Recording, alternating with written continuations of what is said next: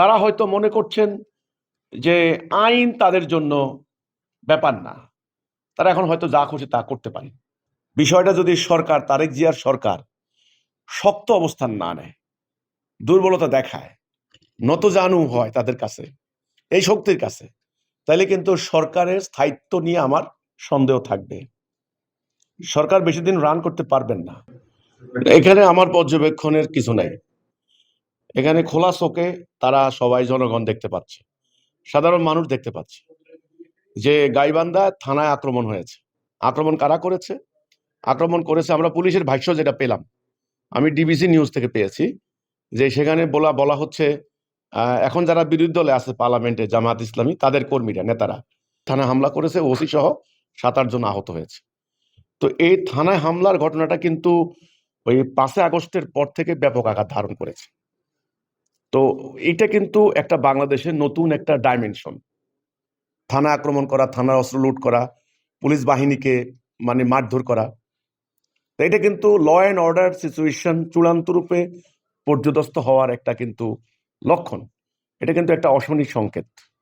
এতদিন দোষ দেওয়া হয়তো আওয়ামী লীগের, মাঠে কিন্তু এখন আওয়ামী লীগ নাই, থাকলেও তারা তাদের এই চোরাগুপ্তা এখানে ওখানে বের হচ্ছে নিষিদ্ধ দল হিসেবে। কিন্তু যারা এখন ক্ষমতায় কাছাকাছি, তারা যদি এগুলো করছে, আপনি এছাড়াও কিন্তু আমি গত কয়েকদিনে যে সমস্ত মারামারি, এই যে এই বিভিন্ন, যেমন আপনার হলো ব্রাহ্মণবাড়িয়া, ফরিদপুর, শরীয়তপুর, তারপর বিভিন্ন জায়গায় এই যে দাঙ্গাগুলো হচ্ছে, হাজার হাজার লোক টেটা, বল্লম, খুন্তি, সড়কি নিয়ে, এমনকি ফরিদপুরে তো একজন গুলি করে মেরে ফেললো। পরিস্থিতি কিন্তু মানে মব কিন্তু আসলে বন্ধ হয় না। মবের যে প্যাটার্ন, মবের যে চিত্র বা যে লক্ষণ, যে বৈশিষ্ট্য, এটা আরো দিনকে দিন বেড়ে চলেছে। তো এই থানা আক্রমণের ঘটনাটা আমি যেটা মনে করি, যে এখন যারা আছেন, রাজনীতি করছেন, আওয়ামী লীগকে তাড়িয়ে, তারা হয়তো মনে করছেন যে আইন তাদের জন্য ব্যাপার না, তারা এখন হয়তো যা খুশি তা করতে পারে।